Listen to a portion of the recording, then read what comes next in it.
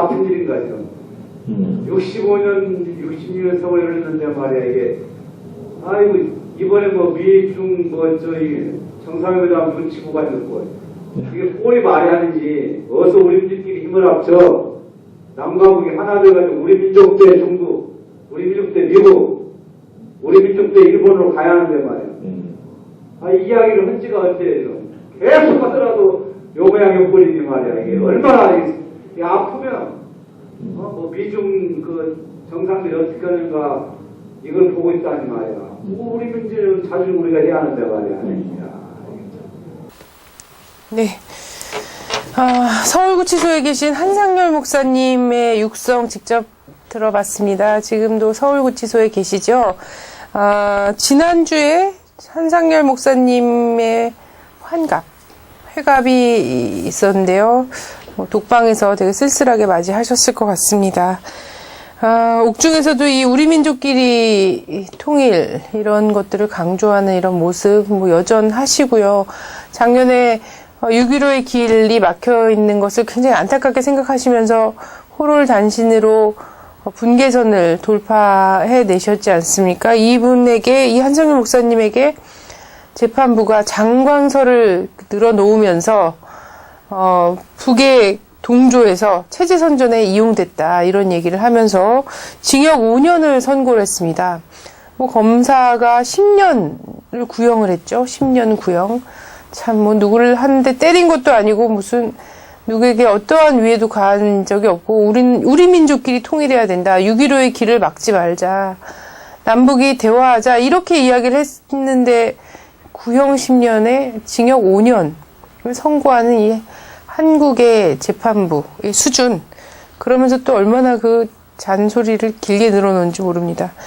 북의 동조에 체제선전에 이용당했다라고 이야기하는데, 제발, 통일 이야기하는 사람들, 민주주의 이야기하는 사람들, 자주 얘기하는 사람들, 그런 분들 제발 좀 활용 좀 하는 정도의 체제는 좀 만들었으면 좋겠습니다. 체제 선전에 이용했다는 게 아니라요. 그런 국민들 제발 활용해서 체제 선전 좀 해보시라. 이런 이야기를 좀 드려보고 싶습니다. 참 감옥 안에서 안타깝게 지금 오늘의 뉴스를 들여다보고 계시면서 마음을 쓰고 계실 한상열 목사님 다시 한번 응원을 드리고 싶습니다. 하루빨리 남북관계 회복되고요. 국가보안법이라는 악법이 철폐되고 한상열 목사님이 우리의 곁으로 돌아오실 수 있기를 기원합니다. 오늘 방송 시작하겠습니다.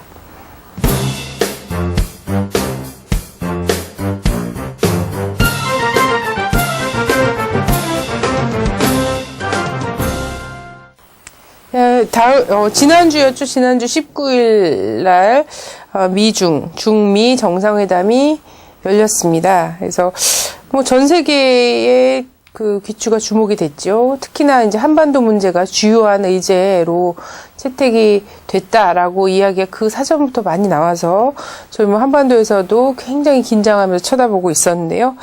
자, 총 41개항으로 구성됐습니다. 공동성명이.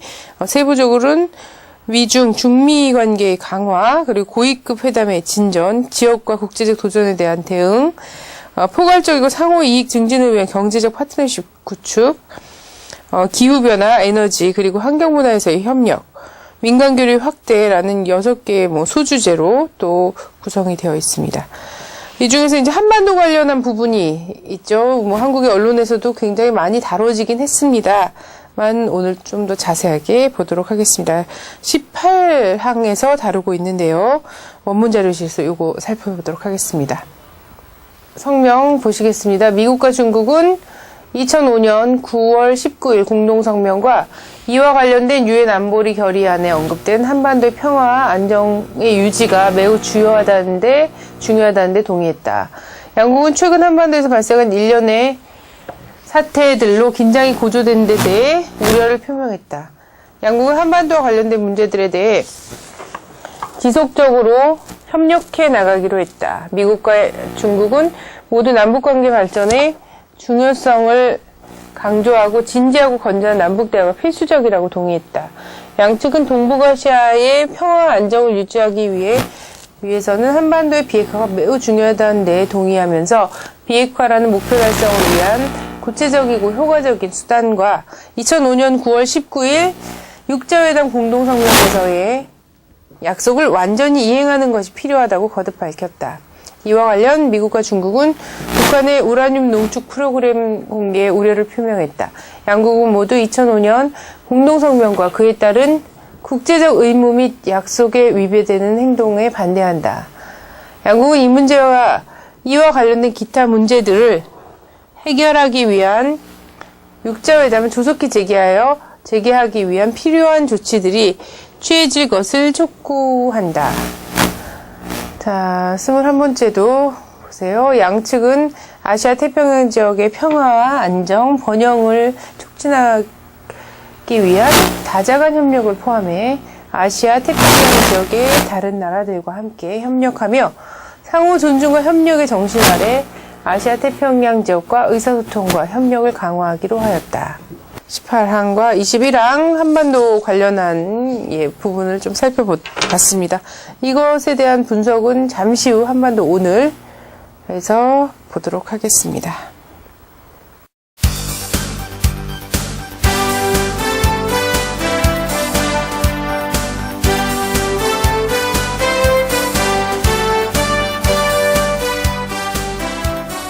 반가우신 분이 나왔습니다. 반가우신 분이 오셨는데요. 보시죠. 문경환, 남북 공동선언 실천연대 집행위원장이고요. 한반도 전문가시죠. 네, 한반도 전문가, 얼마나 전문적이면, 한국의 공안 세력들이 계속해서, 자꾸 이렇게 감옥으로 끌고 가는데, 문경환 집행위원장님 나오셨습니다. 안녕하세요. 네. 건강 괜찮으세요? 건강은 매우 좋습니다. 네, 얼마 전에 감옥에서 나오셨어요. 예, 그래서 참 고생을 많이 하셨는데요. 한참 추울 때요. 예, 고생하셨습니다. 자, 미중 정상회담이 있었습니다. 네, 정상회담 어떻게 잘 보셨어요? 네.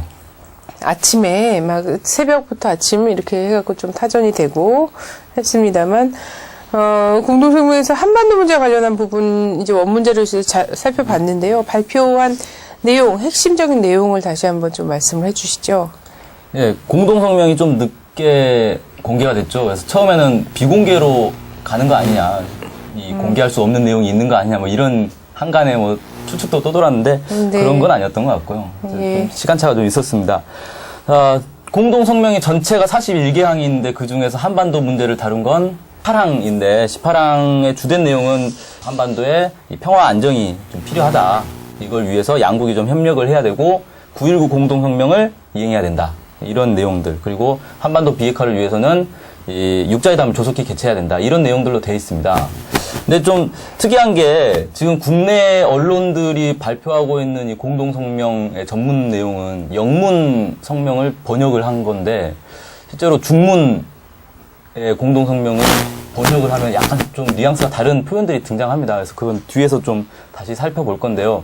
어쨌든 영문과 중문에 뉘앙스 차이가 있다는 건 미국과 중국의 입장이 여전히 약간의 차이는 남아있다라는 것을 보여주는 거고, 그렇다 하더라도 한반도의 평화 안정을 위해서 양국이 힘을 모으기로 했다. 이게 이제 핵심 내용이다. 이렇게 볼 수 있겠습니다. 네, 어떤 면에서는요, 생각보다 너무 구체적이지 않고, 좀 두루뭉술이하고, 약간 미국과 중국이 좀 적정선에서 좀 타협한 게 아니냐, 이런 얘기들까지도 있었는데, 어쨌든, 많은 가능성과 의미를 내포하고 있다. 전 이렇게 좀 봐야 되지 않나, 이런 생각이 드는데요.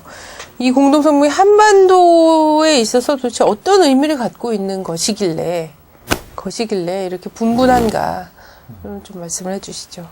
예. 작년 한 해 동안에 천안함 사건, 연평도 사건, 그리고 이에 따른 이 한미 합동 군사훈련들이 여러 차례 진행되면서 사실 한반도에 전쟁 위기가 아주 극도에 달했던 때였습니다. 그러니까 한국 전쟁 이후에 아마 최고조에 달한 시기가 아니었나 이렇게 생각되는데, 이게 지금 현상적으로는 남북 간의 어떤 군사적 대치로 이렇게 보여지는데, 사실 남쪽은 전시 작전권도 없고 전쟁을 개시한다라는 결정권도 다 미국에 있습니다. 그러니까 본질적으로는 이 군사적 대치는 북미 간의 군사적 대치인 건데 문제는 지금 북미 간의 공식적인 대화 통로가 없다는 거죠. 오바마 정부 들어서서 이런 대화 통로들이 다 지금 끊겨 있는 그런 상태입니다.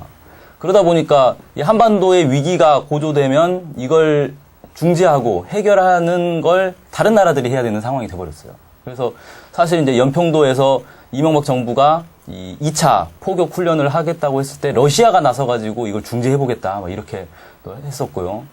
그래서 이번에는 중국이 가서 지금 북미 간의 직접 대화가 안 되고 있다 보니까 중국이 가서 미국과 대화를 통해서 이 한반도의 어떤 안정을 추진을 해보겠다라는 그런 이제 성격이 강했다고 볼 수 있고, 그러니까 어떻게 보면 이번 회담을 두고 전 세계는 G2라는 표현을 쓰면서 중국과 미국이 이제 세계 양대 강국으로 이렇게 부상하는 그런 이제 의미가 있다 이렇게 얘기하는데, 좀 역설적이게도 중국의 후진타오 주석이 김정일 국방위원장의 특사의 역할까지 하는 그런 모습이 좀 나타났죠. 그래서 북한이 하고 싶은 말을 후진타오 주석이 대신 전달을 하고, 그 이제 미국의 오바마가 거기에 대한 답변을 아마 이제 중국이 후진타오 주석이 직접 듣고 와서 북한에 전달을 하지 않겠나 뭐 이런 생각도 듭니다. 네, 뭐 어쨌든 G2 정상회담이다라고 얘기는 하는데 전에 없이 중국의 그 중국 주석에 대한 예우 문제가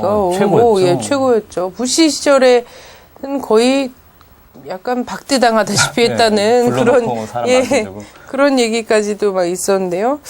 참 사안이 사안이니만큼 이거 좀 재밌는 것 같아요. 이 그 중국 후진타오 주석이 김정일 국방위원장의 특사로서의 약간 그 전달하는 이런 의미도 좀 있었던 것 같고, 한반도 문제 관련해서는 또 하나 미국이 예전에 그 조명록 차수를 정말 붉은 카펫 막 들고 다니면서 하면서 이렇게 예우했던 것처럼 또 후진타오 주석을 또 그렇게 전에 없이 예우하는 이런 모습들도 보였던 것 같고요. 이명박 정부에서요, 뭐 많은 분들이 이 뉴스를 보면서 박장대소를 했다고 그러는데, 또 이제 한국의 이 외교 문제로 또 우리 세계를 웃기려고 하는가 보다 이런 얘기도 막 있었는데, 공동성명에 대해서 본인들의 성과다 이런 자찬도 했어요. 이 평가를 참 네. 이명박 정부가 일단은 공동성명에 대해서 아주 긍정적인 평가를 했습니다. 네. 크게 두 가지 내용 가지고 평가를 했는데, 하나는 우라늄 농축 프로그램에 대해서 우려를 표명했다. 중국이 그동안에 이제 북한의 핵 문제에 대해서 중립적인 위치를 갖고 있었는데, 이번에는 우려를 표명했다. 이게 긍정적이다라는 것과, 또 하나는 그 기자회견 때 오바마 대통령이 그런 얘기를 했는데, 북한의 추가 도발이 없어야 된다. 근데 미국과 중국이 합의했다. 이런 이제 발언을 했죠. 그래서 이런 점들을 들으면서 중국과 미국이 북한 대북 압박에 공조를 했고, 이게 이제 성과다. 자신들의 대북 정책, 대북 강경 정책에 동의를 받아낸 거다. 강대국들의 동의를 받아냈다. 이런 식으로 얘기를 이제 했단 말입니다. 그래서 아주 좋은 이제 잘된 평가를 이제 하고 있는데, 실제로 그 두 부분이 이번 좀 애매합니다. 아까도 이제 말씀드린 것처럼 영문에서는 우라늄 농축 프로그램에 대해서 우려를 표명했다라고 되어 있는데, 중국어로 된 공동성명을 번역을 해보면 그냥 큰 관심을 나타냈다. 그러니까 미국과 중국은 북한의 우라늄 농축 프로그램에 대해서 큰 관심을 나타낸다. 이런 식으로 표현이 되어 있습니다. 그러니까 중립적인 거죠. 관심을 표명한다는 건 우려도 아니고, 그렇다고 찬성 지지하는 것도 아니고 관심을 나타낸다는 정도로만 표현했으니까, 이건 아마 미국에서는 우려한다라는 표현을 쓰려고 했는데 중국에서 그걸 거부를 하면서 중국어로 된 공동성명에는 그냥 관심 정도로만 표현이 된 게 아닌가. 그래서 결국 중국이 북한의 이 핵 문제에 대해서 부정적인 견해를 갖게 됐다라고 하는 이명박 정부의 해석은 좀 아전인수격이다. 너무 앞서 나간 것이다. 이렇게 좀 볼 수 있겠고요. 또 하나는 그 북한의 추가 도발이 없어야 된다라고 얘기를 했다는데, 그게 분명히 기자회견에서는 구두로 오바마 대통령이 얘기를 했습니다. 근데 이 기자회견 이후에 공동성명이 공개가 됐는데 거기에는 그 내용이 없어요. 전혀 없습니다. 그러니까 한반도 문제와 관련해서 북한이 뭘 잘못했다 이런 얘기도 전혀 없고, 북한이 뭘 하면 안 된다 이런 얘기도 없습니다. 그러니까 그런 내용들은 아마 그냥 오바마 대통령이 주되게 주장을 했는데 중국에서는 별로 이렇게 받지 않고 거부를 한 그런 정도가 아니었겠는가, 이렇게 예상을 해볼 수가 있겠고, 그렇다 보면 결국 이제 이명박 정부가 평가하는 건 그냥 이 중미 정상회담의 결과를 자기 나름대로 자기에게 유리한 방식으로 좀 포장을 해가지고 잘 됐다라고 평가하는 거지 실제 이 사실에 근거해서 평가하는 건 아니지 않겠느냐 이렇게 좀 생각해 볼 수 있겠습니다. 네. 요즘 한반도 하여튼 관련한 국제 무대에서의 성명이라든지 이런 것들은 주어랑 목적어랑 이런 것들이 자주 삭제되고 이러더라고요. 유엔 성명에서 심지어는 뭐. 네, 비문이 지금 횡행하고 있는 굉장히 난처한 입장을 반영하는 것이 아닌가 이런 생각이 드는데요. 자, 어쨌든 우려를 표명했다는 한 표현과 뭐 그런 그 큰 관심을 보였다는 이런 표현이 상충하는 것도 있고요. 근데 한국 정부는 주로 미국 영문판 성명을 해석을 하는군요. 직역. 네, 그렇죠. 예, 직역을 하는 모양이에요. 중국어 전문가가 청와대에 없는 거 아닌가. 아, 그런가요? 그러네. 그래서 어쨌든 앞으로는 뭐 한국어, 우리 국어가 좀 세계 공용어로 좀 되면은 훨씬 편할 것 같습니다. 우린 정말 예, 편하죠. 우리 국민들이 이렇게 저렇게 뭐 좀 속아 넘어갈 것도 없을 것 같고요. 아무래도 영어 어휘의 한계도 있고 뭐 이러다 보니까 그럴 수도 있을 것 같은데 하여튼 의도적인 어휘 사용 이런 것들도 조금 보이고요. 자, 이거를 어쨌든 본인들은 외교 정책의 한국이 외교적 노력의 성과다. 이번 미중 중미 정상회담에서의 공동 성명은 이런 성과다라고 이야기를 하고 있는데 사실은 한국이 뭐 지금 계속 대화의 전제 조건으로 얘기하는 것도 그렇고 연평도랑 천안함 관련해서 뭐 사과 뭐 이런 것들 북에다가 직접 요구를 하고 있는 거고요. 그죠? 네. 그리고 이제 이런 것들에 대해서 국제사회에서 뭐 일만 있으면 가갖고 요거 좀 언급해달라고 바짓가랑이 잡는 것이 사실 작년에 외교의 전부였습니다. 작년 외교의 전부지 않았습니까? 그래서 그렇죠. 제발 연평도 뭐 천안함 한 번만 규탄해달라. 이것이 모든 다 집중됐던 건데 이번에 그거 언급도 없고요. 네, 그러면 그 긴장고조의 책임 주체도 지명하지 않았고 네. 이걸로 보면은 사실 한국이 외교적으로 본인들의 이제 노선에 비추어 보건데 그걸로 봐도 실패한 건 아닌가 이런 생각이 드는데요. 그렇죠. 이게 사실 작년에 해프닝 하나 있지 않았습니까? 연평도 사건 직후에 러시아에 가가지고 러시아의 동의를 얻어냈다. 러시아는 이제 우리 편이다. 열심히 자랑하고 이제 2차 포격 훈련을 하려고 하니까 러시아가 갑자기 이 안보리 상임 이사국들을 소집해가지고 이명박 정부의 포격 훈련을 막아야 된다. 이런 얘기를 해버렸습니다. 네. 네, 뒤통수 맞은 거죠. 러시아한테 뭘 주면서 러시아를 설득했는지 모르겠는데 아마 제대로 된 선물이 아니었나 보죠. 그래서 러시아한테 뒤통수를 맞으면서 이명박 정부의 외교력에 심각한 우려를 낳게 됐는데 이번에도 사실 마찬가지입니다. 그러니까 이번에 보면 여러 보도를 통해서 비공식이긴 하지만 나오는 걸 보면은 미국이 이 북한을 규탄한다는 문구를 이 공동 성명에 넣으려고 그렇게 노력을 했는데 중국에서 끝까지 거부를 해서 결국 받지 않았다고 합니다. 그리고 이 내용들을 잘 분석을 해보면 9.19 공동성명에 대한 얘기가 많이 나오죠.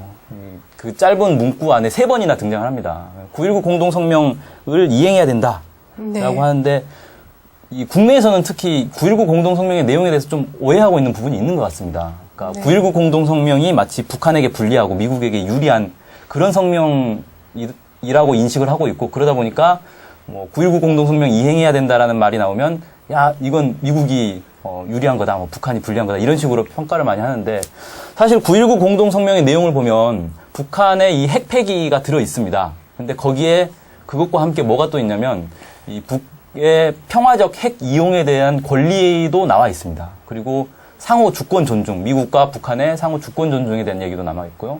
그 다음에 중요한 원칙으로 말 대 말, 행동 대 행동이라는 원칙도 규정을 해놓고 있습니다. 지금, 미국이 북한에 대해서 9.19 공동성명, 육자회담을 개최하려면 사전에 이 비핵화에 대한 의지를 보여야 된다. 행동을 요구를 하고 있는데 9.19 공동성명을 이행하자면 이게 잘못된 겁니다. 왜냐하면 북한에 그런 요구를 하려면 자신도 뭔가 행동을 해야 된다는 거죠. 행동 대 행동이라는 원칙이 있기 때문에 자기도 북에 대한 지금 경제공세를 풀지 않고 있는데 이런 것들을 풀면서 북에 대해서도 그런 요구를 한다거나 이렇게 돼야 되는데 그런 건 없이 북에 대해서만 요구를 하고 있는데 이게 9.19 공동성명의 위반인 거고 그러다 보니까 지금 이제 중미 공동성명에 나와 있는 9.19 공동선언 이행이라는 부분이 북한에게 불리한 것만은 아니다. 오히려 미국에게도 요구를 하고 있는 부분들이 있는 거고, 이렇게 좀 봐야 되지 않겠는가. 그러니까 아무튼 이번 이 공동성명을 보면은 이명박 정부가 그동안 주장해왔던 것들 하나도 들어가 있지 않고, 뭐 북한의 책임을 묻는다거나 이런 것도 전혀 들어가 있지 않기 때문에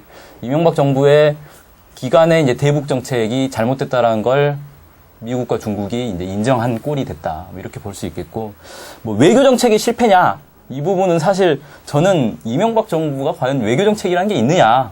외교라는 걸 하고 있는가? 라는 좀 의문이 듭니다. 외교 정책이 실패라고 표현할 것 자체도 없는 거 아니냐? 뭐 이런 생각도 들고, 사실 이명박 정부가 미국을 압박해가지고 미국에게 이거 해라 저거 해라 이렇게 요구할 처지는 아니죠. 거꾸로 미국이 이명박 정부에게 너 이거 해 저거 해, 뭐 FTA 체결해 그럼 네 알겠습니다. 소고기 수입해 그럼 네 알겠습니다. 이런 처지인 거지. 그래서 이명박 정부의 국제사회에서의 위상은 뭐 중국이나 미국 같은 나라들에게 외교력을 발휘해서 이걸 설득하고 저걸 뭐 요구하고 이런 처지는 아니다. 뭐 그렇게 좀 생각이 듭니다. 네. 외교 정책이 없었지만 외교 노선이라는 것 자체가 없고 외교 정책이라는 게 없는데 그나마 뭐 외교 정책이라고 본인들이 믿고 있는 게 연평도 천안함 갖고서는 남북 대결을 좀 고조하는데 한몫해달라라는 것이 그들의 주장이었다면, 그것이 외교라고 생각했다면 그게 실패한 것은 천만 다행이다. 예. 그죠? 하지만 뭐 예. 지금 안타깝습니다, 대외적으로 이거. 대내적으로 사실상 이 정부가 하겠다는 일 중에서는 좀 안 됐으면 하는 게 실패하는 것이 오히려 좋은, 실패하는 게 잘 되는 것인, 이런 경우가 굉장히 많다는 거죠. 가슴이 아픕니다. 이 나라 국민으로서. 예.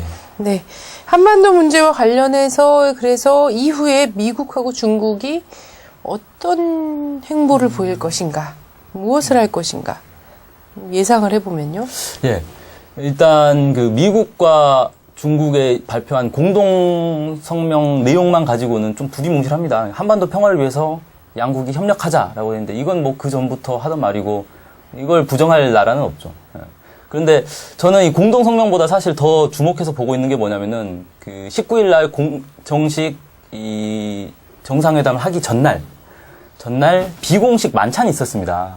그 뭡니까? 올드 패밀리 다이닝 룸이라는 백악관 2층에 그런 이제 그 사적인 이 식사하는 식당 같은 게 있다고 합니다. 여기에 이제 아주 친밀한 사람들만 오바마와 식사를 할 수 있는 그런 곳인데, 여기서 오바마 대통령과 그 다음에 이제 양쪽으로 그 힐러리 클린턴 국무장관 그리고 톰 더닐런 국가안보보좌관이 2명이 배석을 했고, 네. 후진타오 주석 있고, 여기에 이제 다이빙거 국무위원과 양제츠 외교부장이 참석한 이제 이게 육자회담인가요? 이게 네, 6명이서 이 비공식 대담을 했습니다. 만찬을 네. 즐겼습니다. 그리고 사전에 미국에서 여기 이 만찬은 대화록을 공개하지 않겠다라고 사전에 얘기를 하고 만찬을 했어요. 그러니까 네. 진짜 중요한 얘기는 여기서 이루어진다는 거죠. 네. 근데 여기서 참석자들을 보면은 외교 안보 쪽입니다. 경제 쪽이 아니고, 특히 이제 다이빙거 같은 경우는 북한에 자주 왔다 갔다 했던 이제 중국 내 이제 북한통이다 이렇게 얘기할 수 있죠. 그러니까 네. 한반도 문제를 이 6명이서 아주 중요한 얘기를 한 거 아니냐. 그래서 실제 이제 밖으로 공개하기 어려운 내용은 여기서 다 얘기했다 이렇게 볼 수 있겠고, 무슨 얘기가 됐는지는 사실 모르죠. 대화로 공개가 안 됐으니까. 근데 그 다음날 이제 정상회담을 했고 기자회견을 하는 과정에서 이 언론들이 이렇게 표현을 하기를, 원래 이 후진타오 주석이 좀 무뚝뚝한 표정 관리를 참 잘 하는데 별로 잘 웃지도 않고 이런 표정인데, 기자회견장에서 상당히 자주 웃었다고 그래요. 농담도 많이 하고 한 5번 이렇게 크게 웃고 이러면서 되게 기분이 좋은 것 같다 이렇게 이제 다들 표현했는데, 후진타오 주석이 기분이 좋다는 건 정상회담이 잘 됐다는 거죠. 그리고 잘 됐다라는 거는 공식적인 정상회담도 잘 됐겠지만 그 전날 있었던 만찬도 아주 잘 됐다는 얘기고, 그러면 중국의 요구가 상당 부분 미국에 이제 수용이 된 것 아닌가. 그리고 여기서 한반도 문제와 관련한 중국의 요구라는 건 결국 북한의 요구이기도 한 것이기 때문에 북한이 주장하는 것들을 미국이 받아들일 수밖에 없었기 때문에 합의가 좀 된 것이고, 후진타오 주석도 기분이 좋아서 기자회견 때 많이 웃었다. 이렇게 뭐 역추적을 좀 해볼 수 있을 것 같은데, 그럼 결국은 남은 건 이제 대화를 할 수밖에 없는 그런 수순이겠죠. 북한이 요구하는 건 당연히 대화인 거고, 한반도의 이런 군사적 충돌을 막기 위해서는 평화협정을 빨리 체결해야 되는 거기 때문에 이것을 이제 하기 위한 순서로 이제 밟겠다 이렇게 보여지고, 미국은 그러면 지금 이번 공동성명에서도 얘기했지만 육자회담을 하기 전에 남북관계 발전을 먼저 얘기를 하고 있습니다. 그러니까 미국이 나서서 북한과의 협상을 해야 되는데 지금 그렇게 나서면 북한의 이 압박에 굴복한 모습이 되기 때문에 자기 체면을 살리기 위해서는 남북관계를 먼저 좀 이명박 정부를 먼저 내세우려고 하고 있고, 그러다 보니까 이제 남북관계가 먼저 좀 대화가 이루어지고 그 다음에 북미 대화가 이루어지면서 육자회담도 개최되지 않겠는가. 그러면서 이 한반도의 대화, 좀 한반도의 전쟁 위기가 급격히 이제 대화로 바뀌지 않겠는가 이렇게 좀 예상이 됩니다. 그리고 이런 것들을 이제 그동안의 이명박 정부의 이제 대북 정책을 다시 이제 대화를 하도록 얘기를 해야 되기 때문에 미국에서도 급히 이제 이명박 정부를 에게 이런 정상회담 결과를 소개할 사람을 보내겠죠. 그래서 지금 뭐 한 명 오기로 했습니다. 27일인가요? 예, 26일로 아마 알고 있는데 그 스타인버그 국무부 부장관이 한국에 온다고 합니다. 아마 이 정상회담 결과를 얘기하기 위해서 오는 게 아닌가 싶고, 중국 같은 경우도 아까 이제 뭐 제가 말씀드린 것처럼 후진타오 주석이 일종의 이제 북한의 특사 역할도 했기 때문에 미국과 대화한 내용들을 그 다이닝 룸에서 이 만찬한 내용을 전달하기 위해서 북쪽에 특사를 보내지 않겠는가. 아마 다이빙거가 또 가지 않겠나 뭐 생각도 드는데, 가면서 북한에 얘기를 하고, 그러면 이제 조만간 이제 고위급 그 군사회담을 제안을 했고 남북 간의 회담이 진행될 것으로 보여지니까, 회담이 진행되면 올해 상반기에는 좀 대화, 남북 간의 협상, 그리고 다자간, 동북아 다자간 협상이 좀 진척이 있는 그런 모습이 좀 예상이 됩니다. 네. 후진타오 주석의 표정이 좀 상대적으로 밝았으면 평소에 농담을 잘하는 오바마의 농담을 조금 줄었겠네요.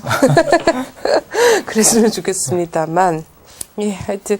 그래서 남북은 또 군사회담을 하기로 했지 않습니까? 그렇죠. 예, 그래서, 중미의 정상회담이 끝난 20일 전격적으로 제안된 이제 군사회담이 뭐 하기로 됐어요. 하기로 되면서 중미 정상회담의 결과처럼 지금 얘기되고 있는 측면이 있거든요. 그렇죠. 예. 그리고 중미 정상회담의 결과로 봐야 되는지. 미국에서 그렇게 주장을 하고 있습니다. 왜냐하면 그게 이제 자신들의 성과가 되니까. 네. 이 중미 정상회담 끝나자마자 9시간 만인가요? 6시간 만에 북에서 제안을 했고, 그게 또 남쪽에서는 그걸 수락을 했습니다. 그러니까 그 미국이 원래 원하던 건 남북 대화가 먼저 되고 그 다음에 자기는 그냥 마지못해 대화하는 것처럼 자기 체면을 살리려고 했던 건데, 그 모양새가 되니까 이제 이거 봐라, 우리가 중국하고 대화를 하니까 북한도 마지못해 이제 대화로 나온 것이다 이렇게 얘기를 하고 있는데, 국내 언론들도 그런 식으로 분석하더라고요. 중미 이 정상회담 결과를 보고 북한이 깜짝 놀라서 대화를 제의했다 그러는데, 며칠 전에 있었던 그 북한의 모습들을 보면 그런 얘기를 하지 않겠죠. 왜냐하면 북한이 올해 공동사설에서 남북관계와 관련한 내용들 상당히 많이 다뤘습니다. 그러니까 원래 북한의 신년 공동사설을 보면 남북관계가 항상 나오는데 양이 예전에 비해서 상당히 늘었어요. 그만큼 남북관계에 대해서 중요하게 올해 바라보고 있고, 그건 물론 이제 작년에 그만큼 군사위기가 심했기 때문에 올해 남북 사이에 대화를 하지 않으면 진짜 전쟁이 날 수도 있는 그런 위기 상황이기 때문에 그랬을 것으로 보여지고, 그러니까 신년 공동사설에서부터 남북 당국 간의 대화를 강조를 했고, 그 뒤로 뭐 곧바로 5일날 발표됐죠. 그 정부, 정당, 단체 연합 성명을 발표를 해서 남북 사이에 대화를 제안을 했고, 조평통위에서도 2번이나 대변인 담화를 했고, 그 다음에 아태위원회에서도 뭐 실무회담 제의를 했고, 뭐 이런 식으로 거의 뭐 일주일에 한두 개씩 이 대화 제의를 했습니다. 그런 연장선상에서 좀 보는 게 맞지 않겠는가. 그러니까 북한은 이번 중미 정상회담 때문에 그걸 보고 대화 제의를 한 게 아니라 연초부터 계속 해왔다. 그 일환으로 군사회담도 제안을 한 것이다. 이렇게 보는 게 오히려 더 자연스러운 것 같습니다. 네. 하여튼 과정을 좀 잘 봐야지 될 것 같고요. 남북 관계 관련해서도 뭐 북에서 1일, 5일, 8일, 10일 이렇게 하면서 계속해서 지금 남북 대화를 재개하자는 당국자 회담 재개하자는 제안이 있었습니다. 여기에 대해서요. 남쪽의 통일부 뭐 이런 쪽에서 어쨌든 전제 조건이라고 해서 보도자료를 내고 한 게 있습니다. 그래서 연평도 예. 천안함 문제 뭐 이런 거 관련해서 그것이 먼저 돼야 된다라는 얘기를 하면서 회담 의제를 나름 역제안이라고 이야기를 본인들이 하더라고요. 예, 역제안을 한다는 식으로 했는데 이 회담은 이제 이것을 전격적으로 수용한 것으로 보입니다. 그래서 그렇죠. 북이 이 회담을 제안한 배경하고 의의를 좀 말씀을 해주시죠. 사실 네. 천안함과 연평도 얘기를 이명박 정부가 꺼냈는데 네. 저는 좀 이게 이명박 정부의 패착 아닌가라는 생각이 듭니다. 그러니까 네. 애초에는 어떻게 얘기를 했었냐면 북한이 사과를 해야 대화를 하겠다 이렇게 얘기를 했어요. 네. 천안함과 연평도에 대해서 사과를 하면 그게 이제 북한이 진정성을 보이는 거니까 우리는 대화를 하겠다 그랬는데 이번에는 거꾸로는 아니고 약간 후퇴를 한 거죠. 이 연평도와 천안함 문제를 대화 자리에서 사과를 받아내겠다. 그러니까 대화의 의제로 그걸 삼겠다라고 하면서 역제안을 한 거란 말입니다. 그러니까 후퇴를 한 겁니다. 대화의 전제 조건이 아니라 대화 내에서 사과를 받겠다라는 걸로 했는데 그렇게 되니까 북에서는 그걸 굳이 안 받을 이유는 없습니다. 왜냐하면 대화를 하는 과정에서 북한은 지금 사과하겠다는 생각이 없는 거잖아요. 북한은. 네. 그러다 보니까 북한은 대화를 하자. 그 의제를 가지고 대화를 하자. 그리고 우리는 우리 주장하겠다. 그 대화 자리에서 이렇게 충분히 할 수 있기 때문에 그걸 바로 받아서 수락을 한 셈이 됐죠. 그러니까 이명박 정부가 이따가 또 얘기를 하겠습니다만 이명박 정부가 아마 이 대화를 하는 과정에서 상당히 곤혹스러운 입장에 처할 수도 있다. 뭐 이렇게 생각되고 북한은 지금의 대화를 계속 연초부터 얘기를 하고 있는데 이건 아까 말씀드린 것처럼 작년에 군사적 위기가 너무 고조가 돼 있기 때문에 사실 이 상태로 계속 가면 전쟁밖에 나올 게 없거든요. 남쪽은 또 남쪽대로 이명박 정부가 또 보수 세력들의 이 지지 기반이 있기 때문에 계속해서 북한을 자극하는 행동들을 할 것이고 북한의 사과를 받아내겠다면서 계속 군사 훈련을 할 것이고 북한은 딱 정해진 원칙이 있지 않습니까? 대화에는 대화로, 전쟁에는 전쟁으로. 우리 땅을 0.001mm라도 쳐들어오면 바로 타격하겠다. 그래서 연평도도 사실 그런 명분을 가지고 포격을 했던 거고 그렇기 때문에 이 남과 북이 서로 공유할 수 없는 그런 주장들이 계속되면 결국은 전쟁으로 이어질 수밖에 없는 거고 이걸 막기 위해서는 결국 대화를 한 수밖에 없습니다. 대화를 해서 예전에 이제 노무현 대통령이 집권 중에 했던 14 공동선언에 서해 평화협력 특별지대를 다시 되살려가지고 설치를 하거나 뭐 어쨌든 뭘 하거나 안정장치를 마련하지 않고서는 전쟁이 나는 거고 그걸 이제 원하면서 북한은 대화를 긴급하게 이렇게 연초부터 끊임없이 제안을 한 게 아닌가. 그리고 가장 중요한 게 군사 문제이기 때문에 결국은 군사회담, 고위급 군사회담을 요구한 것이 아닌가. 이렇게 해석을 해볼 수 있겠습니다. 네. 자, 요거 관련해서 좀, 한국의 언론들이나요. 지금 뭐, 정상회담 이후에도 그렇고요. 북이 너무 애가 타서, 애골복골하는, 대화, 정말 천박한 인식 속에는 이런 거 있죠. 얘네 또 쌀 떨어졌냐? 왜 이렇게 대화하자고 들이미냐? 이런 정도의 인식들이 막 있어요. 근데 사실 이런 것보다는 지금 말씀하신 거 보면은 정말 지금 상황에서 방향 전환을 해서 대화를 전격적으로 풀지 않으면 이건 전쟁밖에 길이 없는 이런 위급한 상황에서 전쟁을 막기 위한 이런 최후 수단으로서 지금 손을 내밀고 있는 이런 것들이 아닐까 싶으네요. 그게 사실 이제 네. 북한의 외교라는 게 네. 외교의 기본 전략은 힘에 의거한 외교입니다. 그러니까 네. 협상을 할 때 협상에 어떤 기교를 잘 부려가지고 뭐 성과를 내겠다 이런 게 아니라 네. 힘과 힘의 대결이다. 이건 전쟁도 힘과 힘의 대결이지만 협상도 힘과 힘의 대결이라는 거고 북한 입장에서는 협상의 결과는 결국 양국의 힘의 우위에 의해서 결정된다 이렇게 보고 있는 건데 지금 북한이 판단하기로는 아마 이명박 정부는 사실 북한하고 상대할 그런 이제 수준이 아니라고 생각하고 북한은 미국과의 대화를 원하고 있습니다. 미국과 대화를 통해서 평화협정을 체결하는 걸 원하고 있는데 그 전에 이제 미국이 계속 이명박 정부를 앞세워가지고 대화를 피하고 있기 때문에 이명박 정부를 강하게 이제 끌어들이려고 하는 건데 작년에 이제 계속 보여줬던 모습들, 특히 이제 연평도에서 보여줬던 모습들을 보면 북한은 전쟁 전면전도 충분히 준비가 돼 있다라는 걸 보여준 겁니다.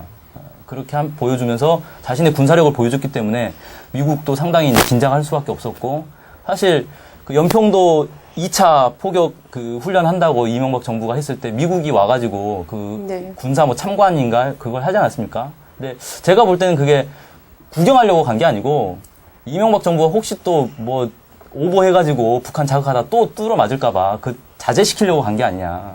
감시하러 간 게 아니냐. 뭐 이런 생각이 좀 드는데 그러니까 미국은 사실 북한하고 전면전쟁할 준비가 아직 안 돼 있습니다.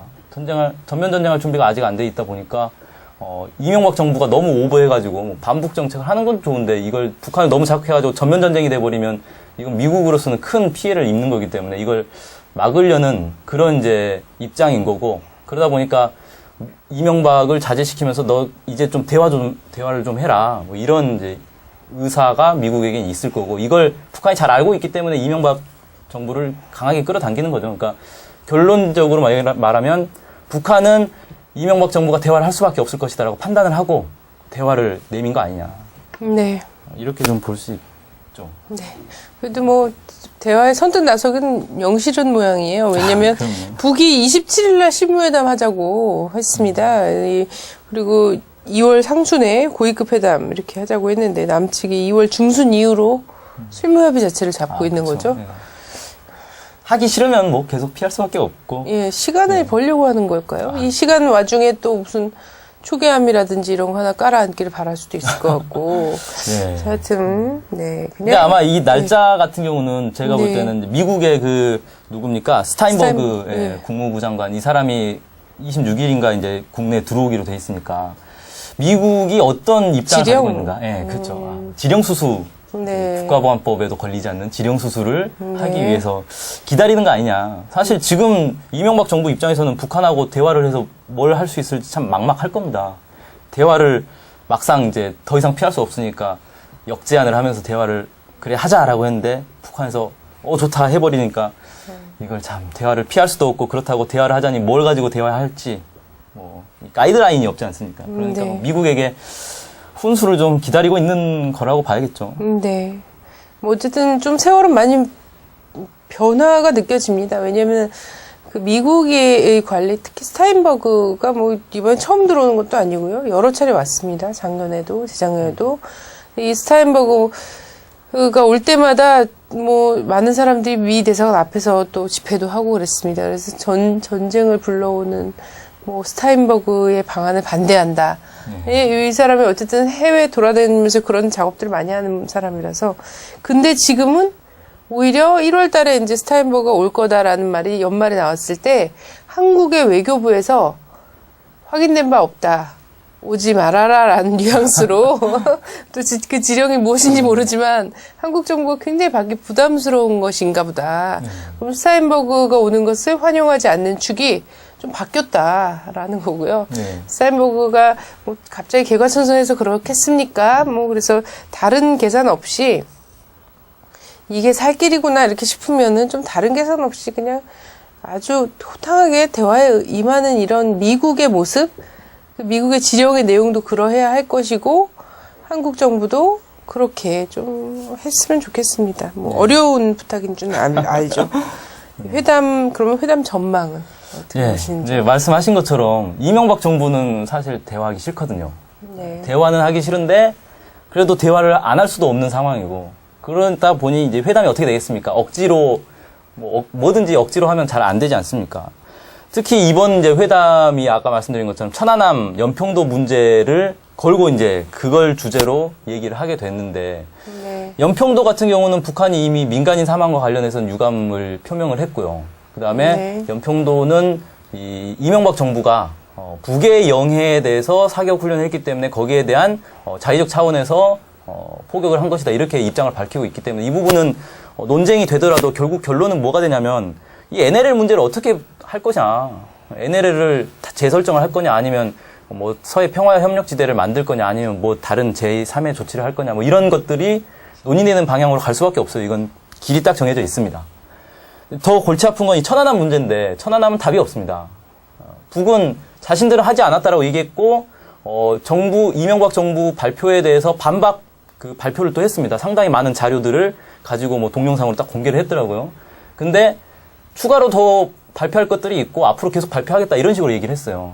그러니까 증거가 더 있다는 거죠. 자신들이 관여하지 않았다는 증거가 더 있는 거고 언제든지 이걸 계속 발표할 수 있다는 겁니다. 근데 이명박 정부는 이제 와서 생각해보니까 북이 안 한 것 같다 이런 식으로 나올 수는 없는 거잖아요. 그러다 보니까 이 천안함 문제는 양측이 지금 남과 북이 평행선을 긋고 있는 건데 가고 있는 건데 이 상황에서 이명박 정부가 양보할 수도 없고 북한은 당연히 자기들이 안 했다고 계속 주장하고 있고 실제로 많은 증거들을 가지고 그걸 계속 주장을 하고 있는 상황이고 이게 맞물릴 수는 없는 건데 문제는 이명박 정부 뒤에서 지원 사격을 해줘야 되는 게 바로 미국인데 미국이 지금은 천안함 문제 가지고 지원 사격을 할 입장이 아니라는 거예요. 이제 빨리 대화를 해라 이런 입장이기 때문에 이명박 정부는 앞뒤에서 이제 뭡니까 샌드위치가 된 거죠. 앞에서는 북한이 떡 버티면서 사과는 고사하고 천안함은 자기들과 무관하다는 걸 증거를 계속 들이밀고 있고 뒤에서는 미국이 이제 그만 대화를 해라. 우리도 뭐 더 이상 못 견디겠다. 이런 식으로 나오고 있기 때문에 이명박 정부 입장에서는 참 깝깝한 노릇이고 결국 선택은 몇 가지 있죠. 대화 못하겠다라고 대화를 그냥 파탄 내는 겁니다.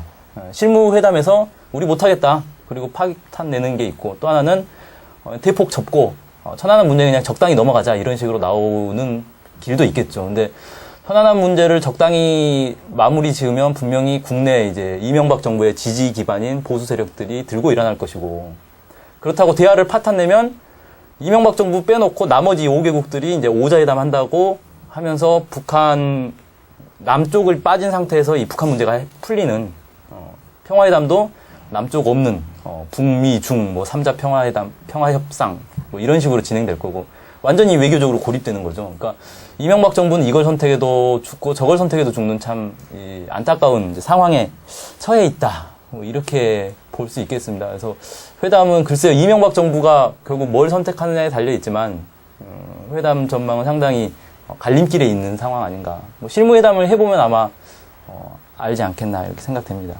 네. 그나마 어쨌든 뭐 이래도 울고 저래도 우는 건 맞는 것 같은데 평소에 잘했어요. 뭐 잘해라 기회가 여러 번 있었는데 밥상 계속 뒤집어 엎었고 그나마도 그래도 명예로운 퇴진 그나마 뭐 퇴진을 막을 길은 없을 것 같고요. 네. 역사에서의 퇴진을 얘기하는 겁니다. 당장 하야해도 상관없겠지만 마지막 동아줄을 좀 판단을 해야 될 것 같아요. 네. 예. 어쨌든 현상적으로 대화의 문이 열리고는 있는 것 같습니다. 왜냐하면 뭐 한나라당조차요. 이 군사회담 하기로 한 거 한반도 평화의 소중한 첫걸음이 될 것이다. 네. 뭐 이렇게 평론을 하고 뭐 물론 그 전에 또 이런 한국 이 외교적 노력의 성과다. 이 정상회담 관련해서는 그렇게 얘기하고 소중한 그 한반도 평화의 첫걸음이다 이런 식의 표현도 막 쓰고 있죠. 그 눈치 빠르고 이런 사람들인데 나름 눈치 빠른 사람들인데 그런 거 보면 대화의 문이 열리고 있는 그런 기미가 좀 보이는 게 아닌가. 예, 근데 이게 진짜 대화 협력의 단계로 갈 거냐 아니면 계속해서 악순환했던 또 우리 역사가 있습니다. 북미 관계에서 대화가 좀 될 것 같으면 뭐 어디서 사건 하나 터져가지고 뭐 마카오 뭐 이런 것도 터트리고 막 이런 거 있잖아요. 막 이런 것들이 계속 있었습니다. 그래서 새로운 긴장을 또 불러오는 이게 될 것인가. 좀 최종 정리가 되겠죠. 예. 저는 일단 대화 국면으로 넘어갔다고 생각하고요. 네. 국면은 그렇게 이제 넘어갔는데 왜냐하면 미국이 더 이상 시간 끌기는 상당히 부담이 되기 때문입니다. 그러니까 작년 한 해 동안 계속 시간 끌기 뭐 전략적 인내다 이러면서 시간 끌기를 했는데 네. 북한이 막판에 결국 뭘 했습니까? 우라늄 농축 시설을 공개를 했습니다. 거기에 그 뉴욕 타임즈 보도를 보면은 해커 지그프리트 해커 이제 전문 미 그 스탠포드대 교수죠. 네. 이 사람이 방북을 해가지고 핵시설을 봤는데 울트라 모던 컨트롤 룸 이런 표현을 썼어요. 보통이 아니더라 이런 예. 거죠. 모던이니까 현대적이긴 한데 울트라다. 울트라 모던. 초현대적이다. 네. 아주 좋은 시설을 갖춰놓고 예. 북한이 요즘 자랑하는 그 CNC 뭐 이런 게 있었겠죠. 네. 그런 시설이 있었고 그 원심 분리기 뭐 수백 개의 원심 분리기를 보는 순간 국내 언론 보도에는 깜짝 놀랐다라고 표현이 돼 있더라고요. 근데 원문에는 스턴이라고 표현이 돼 있어요. 스턴드. 네. 스턴이 무슨 뜻이냐면 사전 찾아보면 기절하다라는 뜻이에요. 그러니까 했던 거 아닐까요? 실제 기절을 한 건지 아니면 기절할 만큼 놀랬다는 건지 모르겠는데 네. 언론 보도상에는 그 원심 분리기를 보고 기절을 했다 이렇게 표현이 돼 있어요. 그러니까 그만큼 깜짝 놀랐다는 거죠. 아, 이 초현대식 이 원심 분리기가 쫙 깔려 있는 걸 보고 핵 전문가면 원심 분리기 한두 번 봤겠습니까? 맨날 보고 사는 게 원심 분리기인데 네. 그걸 보고 기절할 정도면 얼마나 그 방대한 규모와 그 다음에 시설 뭐 네. 초현대식 시설 이런 것들 보면서 기절했다 그런 건데 그만큼 이제 북한의 핵 이 기술이 상상 이상의 놀라운 기술을 가지고 있다는 건데 이걸 북한은 가끔씩 뭐 한 달에 한 번씩 미국 전문가 불러다가 보여주면 되는 겁니다. 네. 야, 우리 한 달 동안 이만큼 더 늘렸다. 창고 딱 열면 핵 무기가 막 이렇게 쌓여 있는 거 보면 한 달 동안 이만큼 더 쌓였네. 뭐 이런 거 보여주면 그만이거든요, 북한은. 네. 근데 그런 게 공개될 때마다 미국 입장에서는 참 곤혹스럽죠. 이걸 막을 방법도 없고 안 막고 놔두자니 이 오바마는 뭐 했냐. 북한이 핵무기 만드는 동안 오바마는 뭐 했냐. 이런 말들이 이제 나오고 전 세계 이제 제3세계 국가들은 뭐 하겠습니까? 야, 우리도 핵무기 한번 개발해보자. 미국이 꼼짝 못 한다. 뭐 이런 네. 얘기들을 이제 하겠죠. 그러니까 미국은 기다릴 수도 없고 방치할 수도 없는 더 이상 이제 진퇴양난인 상황에 처해 있는 거고 그렇다면 대화를 할 수밖에 없다. 그래서 저는 대화로 간다고 봅니다. 그래서 대화 국면으로 이미 이제 넘어갔다 이렇게 보여지고 미국도 이제 두 손 두 발 들었다 이렇게 보여지는데 문제는 제가 이제 그 대화 국면으로 넘어갔다 이렇게 얘기를 하면 많은 분들이 아 이제 대화를 하는 건가? 그럼 이제 충돌은 없겠네 이런 식으로 생각하시는데. 대화 국면이라는 건 대화가 주된 이제 현상으로 이렇게 나타난다는 거지 충돌이 없다는 건 아닙니다. 그러니까 북미 간에 그동안에도 이제 수차례 대화 국면도 있었고 대결 국면도 있었는데 대화 국면 속에서도 충돌은 여러 차례 있지 않았습니까? 그러니까 네. 충돌이라는 건 결국은 이제 아까도 제가 말씀드린 것처럼 협상이라는 게 힘에 의거해서 하는 거기 때문에 우리가 이만큼 힘이 세다라는 걸 보여줘야 협상이 잘 됩니다. 우리에게 유리하게 협상이 되기 때문에 미국은 아마 협상 과정에서도 중간중간에 아, 우리가 그래도 바보는 아니다. 우리가 당하지만은 않겠다. 바보는 아니다. 네. 이런 거 보여줘야겠죠. 안 그러면 협상에서 일방적으로 밀릴 거 아닙니까? 그러니까 네.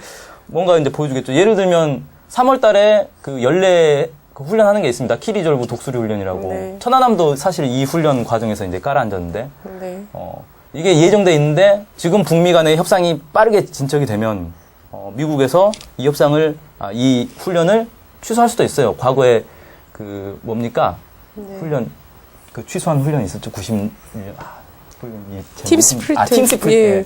팀 스프리트 훈련을 연례적으로 하다가 91년도인가에 그 중단을 했어요. 그런 이제 선례가 있기 때문에 키리졸브 훈련도 사실 중단할 수 있습니다. 대화를 잘 하기 위해서. 근데 그때까지 충분히 진척이 안 되면 사실 이제 이 훈련을 그냥 강행하겠죠. 네. 강행하면 또 북에서는 뭐야 앞에선 대화하고 왜 뒤에서는 전쟁 훈련하냐 하면서 또 강하게 반발을 할 겁니다.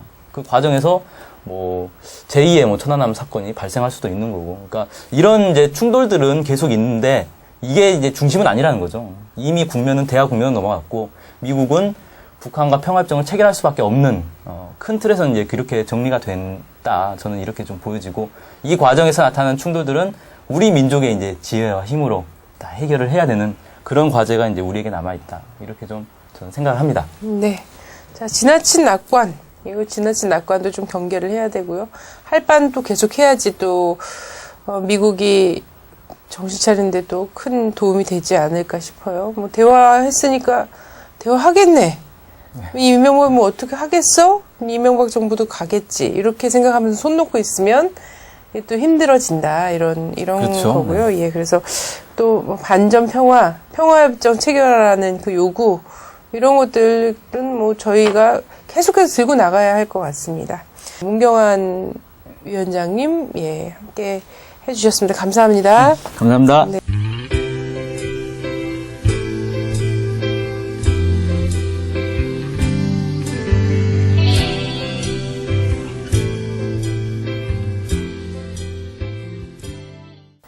자, 매해마다 이맘때쯤면 좀 생각나는 분이 계십니다.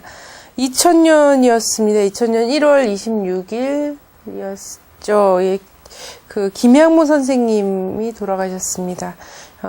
통일애국열사 이렇게 불리는데요. 김양모 선생님 1950년에 태어나셨고요. 평생을 조국통일운동, 원래는 중학교 선생님도 하시고 하셨죠. 근데 통일운동에 헌신하셨습니다. 그래서 4번의 감옥살이를 하셨죠. 감옥살이를 하시면서 암에 걸리셨고요. 그래서 투병 중에도 99년 그 통일대축전 10차 범민족 대회를 진행을 했었습니다. 그래서 직장암 투병 중에도 이제 그 체포영장 발부에 불복하고 명동성당 아스팔트에서 국가범법 철폐 농성도 항암 그 치료라고 할 수도 없죠. 투병 중에도 국가범법 철폐 농성을 진행하셨습니다. 그리고 2000년 1월 26일 날 돌아가셨죠. 오늘 25일이니까 내일이죠.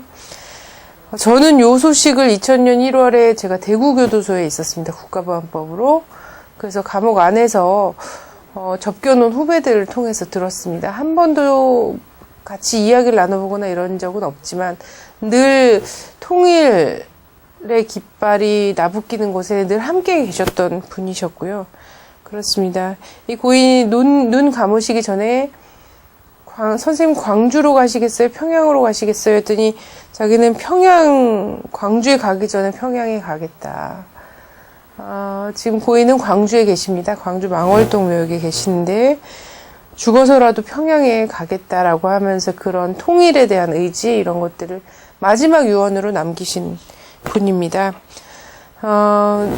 내일 그 10일주기를 맞아서요. 지난 일요일이었습니다. 23일 날 광주 망월동 민족민주 열사 묘역에서 통일애국열사 김양모 선생님에 대한 그 정신 계승 대회가 있었습니다. 주권방송이 함께 했습니다. 선생님의 그 뜻을 기리는 사람들과 함께한 그 영상 함께 보시면서 저는 인사를 드리도록 하겠습니다.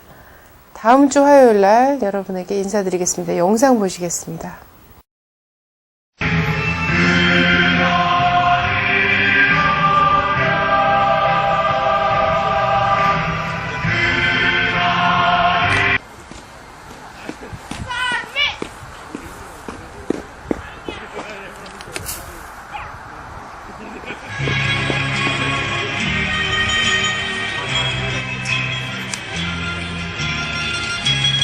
내가 묻힌 것 살아서 만나리라.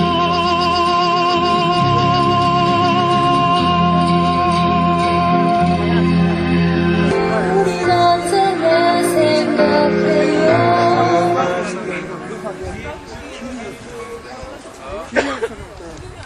네, 추운 날씨에도 불구하고 오늘 김양모 선생님 11주기 추모제를 위해서 첫 번째 순서입니다. 첫 번째 순서는 11년 전 자주통일을 외치시면 읽겠습니다. 일동, 묵상.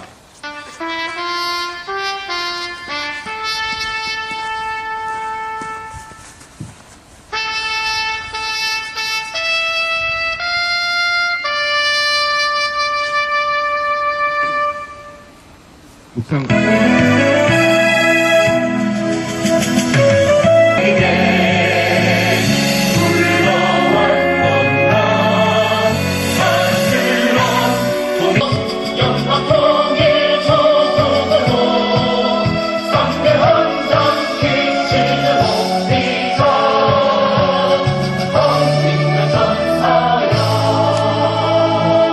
여러분들 정말 오늘 이 자리에서 크게 다짐해 주시고 김양모 선생님 앞으로도 많이 사랑해 주시기 부탁드립니다. 고맙습니다. 돌아가시기 전에 우리 특히나 젊은 일꾼들이 우리는 11번을 이 자리에, 이 눈 덮인 이 자리에 섰습니다. 이 시점은, 이 요구는 하늘의 요구입니다. 우리 김양우 선생님의 그 간절한 요구입니다. 김양우 선생님의 생전에 할지 걱정스럽습니다. 이제 이명박 정부를 타도해야 합니다. 10년 강산이 변한다는 10여 년 세월이 흘렀습니다. 백정남입니다. 투쟁으로 인사드리겠습니다. 투쟁! 투쟁! 10월 2일경에 지금 통일 마라톤 대회를 우리는 김양무 열사 정신으로 온 민족이 힘을 합쳐